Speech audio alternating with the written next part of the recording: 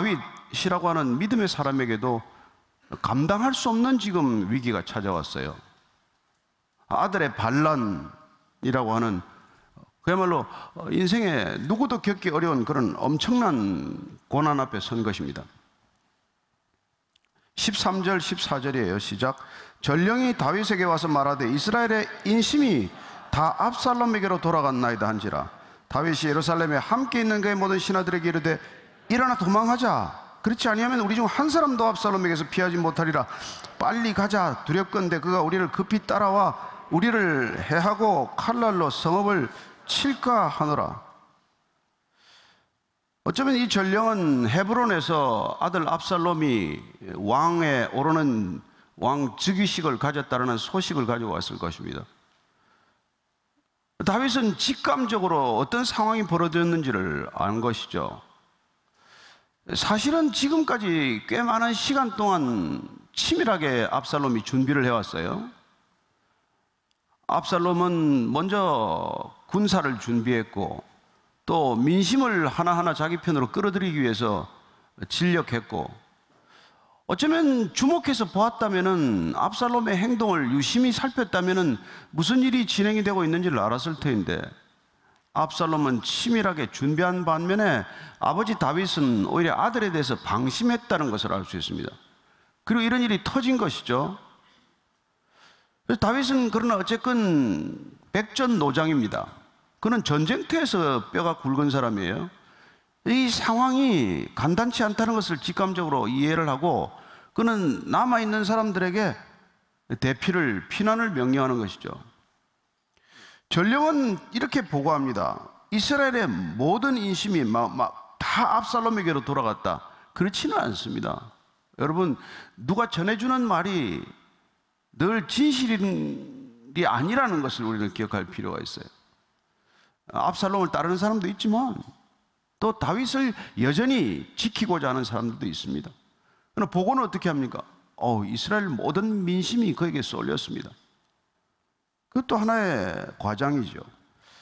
그래서 지금 헤브론에 갈 때부터 지금 압살롬은 이 계획을 가지고 갔기 때문에 어쩌면 주요 대신들 내지는 주요한 공직 인사들 200명을 여차하면 인질로 삼을 수도 있고 또 자기의 이 왕위 즉위식을 정당화할 수도 있고 대거 그 사람들을 데리고 간 거죠.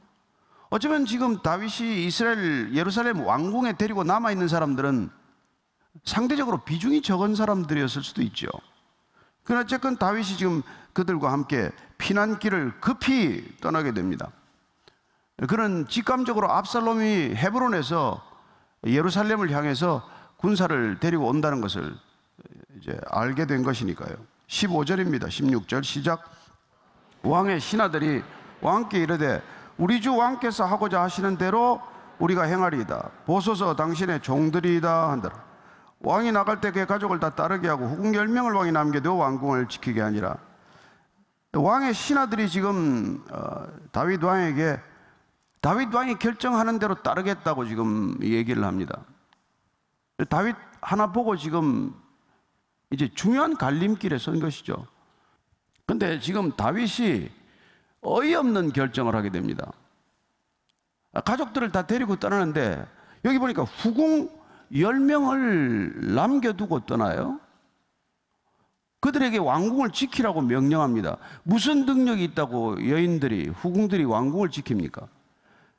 아마도 다윗은 상징적으로 후궁들을 남겨놓음으로써 그가 다시 돌아올 것이라는 메시지를 전하고자 했을 것이고, 그리고 이 행동이 여러 가지 나름대로 계산된 행동이었을 거예요. 그러나 이것보다도 더 중요한 것은 그는 결국 이 후궁들을 남겨놓는 바람에 아들과 서로 돌이킬 수 없는 관계로 빠져들고 맙니다. 그게 우리가 16장 21절 22절이에요. 16장 21절 22절을 같이 읽습니다. 시작. 아히도벨이 압살롬에게 이르되 왕의 아버지가 남겨두어 왕궁을 지키게 한 후궁들과 더불어 동침하소서. 그리하면 왕께서 왕의 아버지가 미워하는 바됨을 온 이스라엘이 들으리니 왕과 함께 있던 모든 사람이 힘이 더욱 강하여지리다 하니라. 이에 사람들이 압살롬을 위하여 옥상에 장막을 치니 압살롬이 온 이스라엘 무리의 눈앞에서 그 아버지의 후궁들과 더불어 동침하니라. 여러분, 적어도 이스라엘의 십계명을 가지고 살아가는 이스라엘 백성이라면은 넘어서는 안 될 금도를 넘어버린 것이죠. 이건 적국을 침략했을 때 적국의 적장, 적국의 왕의 후궁들을 범하는 것, 그렇게 함으로써 그 나라가 완전히 굴복되었다는 것을 상징적으로 표현하는 사건이에요. 압살롬이 이런 일을 저지르게 됩니다. 그래야 그는 아버지 다윗과 더 이상의 부자지간이 아니라 이제 온전한 적대 관계에 있다는 것을 백성들이 또 깨닫게 하도록 아히도벨이 조언하고 아히도벨의 계략대로 그는 또 행동하게 되는 것이죠. 여러분, 돈 앞에서 부자지간이 없다는 거 알지 않습니까? 돈을 놓고도 부모와 자식이 원수지간이 될 수 있어요. 권력은 다릅니까? 권력 앞에서도 부모와 자식 간에는 이런 일들이 역사적 기록으로 많이 남아 있어요. 자녀에게 독살당한 왕은 없습니까? 이런 일들이 여러분 권력을 다투는 곳에서는 있을 수 있지만 적어도 이스라엘, 하나님의 나라, 하나님의 백성들로 이루어진 곳에서 이런 일이 허용될 수는 없는 것이죠. 압살롬은 그 금도를 넘어간 것입니다.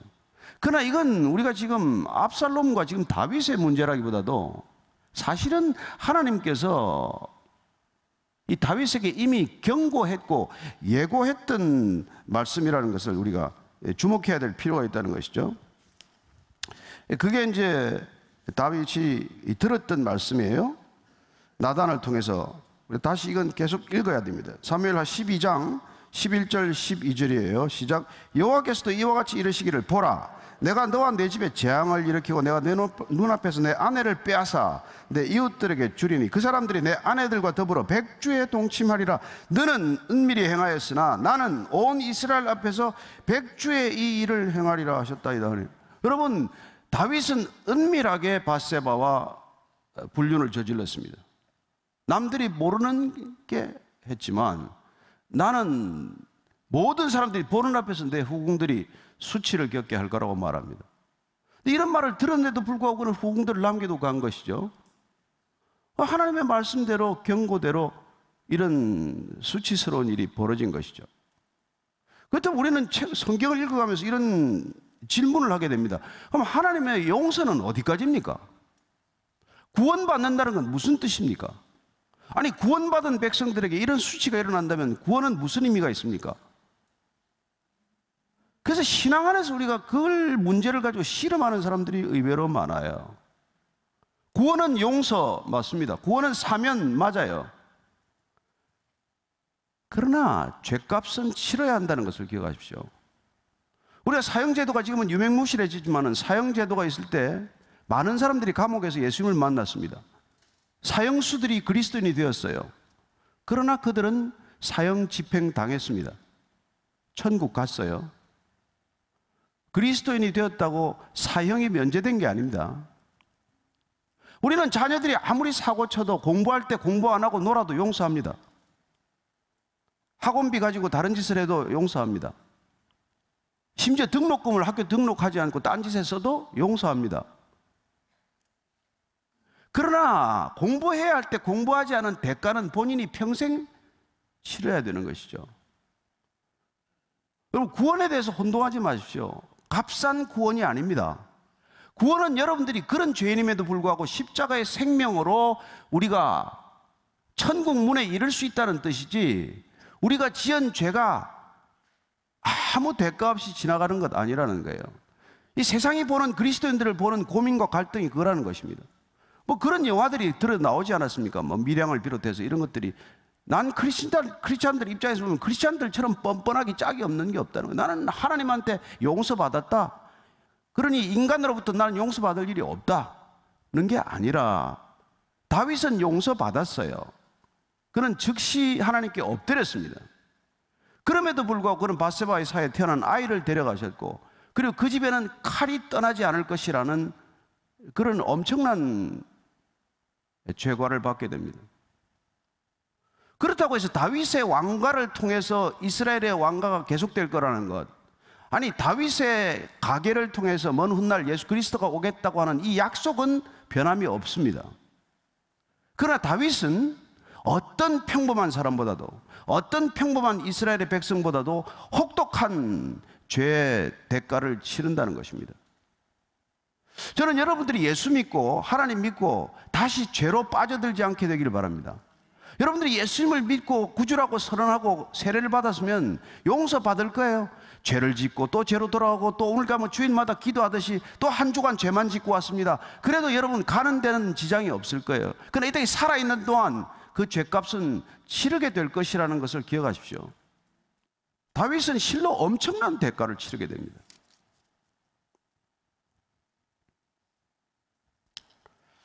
(17절) (18절이에요) 시작. 왕이 나가매 모든 백성이 다 따라서 벳메르하게 이르러 멈추었으니 그의 모든 신하들이 그의 곁으로 지나가고 모든 그렛 사람과 모든 블렛 사람과 및 왕을 따라 가드에서 온 모든 가드 사람 600명이 왕 앞으로 행진하니라. 이제 따라가기 시작을 하다가 벳메르학이라는 곳에서 잠깐 멈추어서 전열을 정비하는 것이죠. 벳메르학이라는 뜻은 조금 멀리 떨어진 집이라는 뜻입니다. 그러니까 이게 이제 그 기드론 시내라고 예루살렘과 이 경계선이 있는데, 도시의 경계선, 산 골짜기에서 이제 다음 넘어가면은 이제 예루살렘을 완전히 벗어나는 것이죠. 그래서 이제 예루살렘을 완전히 떠나기 전에 지점에 있는 조금 왕궁에서 멀리 떨어져 있는 이곳에서, 이 지점에서 누가 따라오나 한번 보기도 하고 어떻게 전열을 갖추어서 피난길을 조금 더 효율적으로 이제 갈 건가, 이 점검을 하는 자리예요. 근데 그게 누가 따라오느냐, 이게 오늘의 우리의 주요 관심사입니다. 대부분 많은 사람들이, 힘 있는 사람들이지만 압살롬 편에 섰어요. 다윗은 이미 지는 애입니다. 근데 다윗을 누가 따라가느냐는 말이죠. 새가 불리한데. 근데 이제 그 신하들이 지나오고 모든 그렛 사람과 모든 블렛 사람이라고 돼요. 그렛 사람, 블렛 사람은, 이 사람들은 블레셋 사람들이에요. 이스라엘 백성들이 아닙니다. 근데 이들은 어떻게 사울 피해서 이렇게 다니면서 그동안 다윗이 살아온 삶의 과정 속에서 얻게 된 용병들이에요. 블레셋 사람들이에요. 그래서 그렛이라는 것은 블레셋의 남동쪽에 있는 지역의 출신 사람들이고, 블렛도 이제 그 블레셋 사람들인데, 그 출신들의 용병들이 지금 다윗을 따라 나선 거예요. 그리고는 가드에서 온 모든 사람 600명이 왕 앞으로 행진했다. 이 600명은 여러분들이 기억해야 합니다. 다윗이 사울 왕에게 쫓겼던 그 10수년간의 세월 동안 다윗을 곁에서 지켰던 친위대와도 같은 그런 무리들이에요. 여러분들 기억나시죠? 아둘람 동굴에서 사울 왕을 피해서 숨어 지내던 때 400여 명으로 그 사람들이 불어났습니다. 사회 부적응자들, 지명 수배자들, 파산자들, 도대체 정상적으로 세상에서 살 수 없는 사람들이 이 다윗에게 몰려들었고, 다윗은 그들을 내치지 않고 위험하지만 그들과 함께 공동체를 이루기 시작했던 것입니다. 끝내 사울 치하에서 살 수 없다는 걸 알고 아기스에게 몸을 피했어요. 블레셋 왕에게 본인들이 용병으로 자원한 겁니다. 갔다가 그는 거기서 또 아기스 왕에게 간청을 해서 시글락이라는 마을 하나를 얻게 되고, 거기에 600명이 일단 용병 형식으로 거기서 거주한 것이죠. 어쨌든 생사고락을 같이 한 600명, 이 600명은 어떤 일이 있어도 다윗 곁을 지키는 사람들이 됩니다. 평생 고락을 같이 한다는 것, 평생 죽음과 삶의 경계를 같이 넘나들었다는 것, 가장 어려울 때 함께 지냈다는 것, 심지어 시글락에서 아말렉 족속들에게 모든 걸 다 빼앗기지 않았습니까? 가족들과 가축들과 전 재산을 빼앗겼지만 다윗을 따라가서 400명이 따라갔다가 결국은 그 모든 걸 되찾아오는 이런 일들을 경험하면서 그들은 언제나 한 마음으로 움직이는 사람들이 된 것이죠. 자, 이 사람들과 함께 지금 벳메르학에서 전열을 정비하고 이제 출발하는 것이죠. 19절 20절입니다. 시작. 그때 왕이 가드 사람 이때에게 이르되 어찌하여 너도 우리와 함께 가느냐? 너는 쫓겨난 나그네이니 돌아가서 왕과 함께 내 곳에 있으라. 너는 어제 왔고 나는 정처 없이 가니 오늘 어찌 너를 우리와 함께 떠돌아다니게 하리요? 너도 돌아가고 내 동포들도 데려가라. 은혜와 진리가 너와 함께 있기를 원하노라 하니야. 여기 갑자기 가드 사람, 골리앗 출신이죠. 그 가드 사람 이때라고 하는 사람이 하나 등장해서 소개가 됩니다. 이때는 여호와께서 함께 계신다, 하나님이 존재하신다, 그런 이름이에요. 이 사람이 가드 사람이라는 걸 보니까 이스라엘 백성 출신이 아니에요. 근데 이때가 따라오니까 왕이 이렇게 말합니다.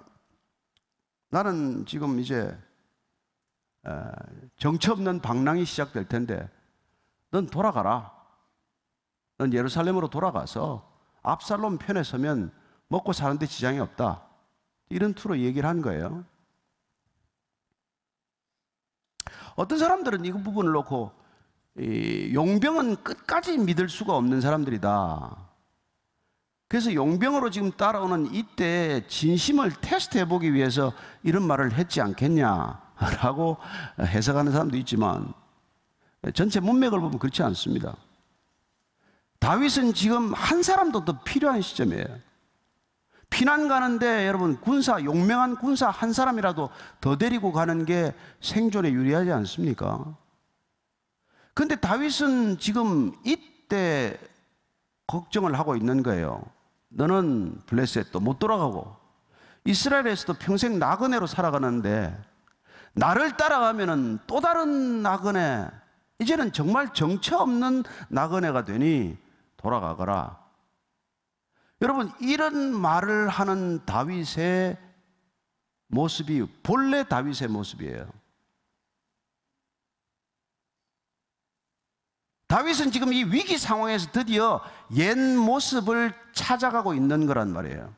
이 다급한 상황에서 인간을 향한 사랑, 겸손한 마음, 나보다도 누군가를 소중하게 여기는 마음, 이런 마음들이 지금 다윗에게서 회복되고 있는 것을 본다는 것이죠. 그리고 축복합니다. 은혜와 진리가 너와 함께 있기를 원하노라. 여러분, 하나님의 사람들, 하나님의 백성들이 반드시 받아야 할 선물은 은혜입니다. 동의하십니까? 우리가 반드시 기억해야 할 것은 진리입니다. 내 운명이 아니에요. 우리는 그걸 기억하기 위해서 사는 게 아닙니다. 우리는 진리이신 그분을 기억하고 살아가는 삶이란 말이에요. 다윗이 회복되고 있다는 것입니다. 이게 밧세바를 범하기 이전의 다윗이고 우리아를 죽이기 이전의 다윗이란 말이에요. 그러나 다윗이 죄에 빠지고 나서는 어떻게 됩니까? 그는 이 이전의 다윗이 맞나 싶을 정도로 다른 사람이 된단 말이에요. 남을 용납할 줄 모르고 속에 엉어리 같은 것을 갖고 살고 화를 내고 분노하고 용서하지 않고 끝까지 그 용서를 하지 않고 기억하고, 그런 다윗을 하나님이 내버려 두시겠습니까?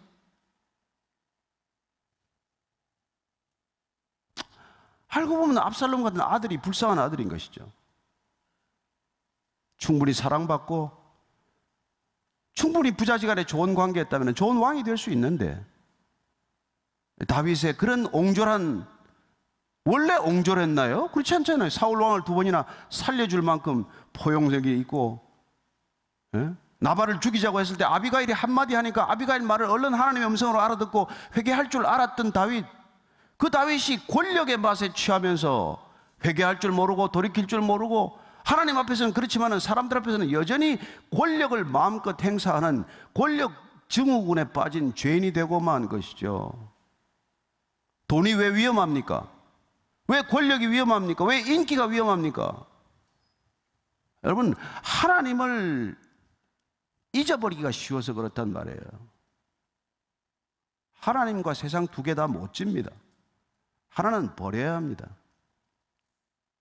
저는 여러분들이 둘 중에서 하나를 선택해야 한다는 것을 의심 없이 선택할 수 있기를 바랍니다.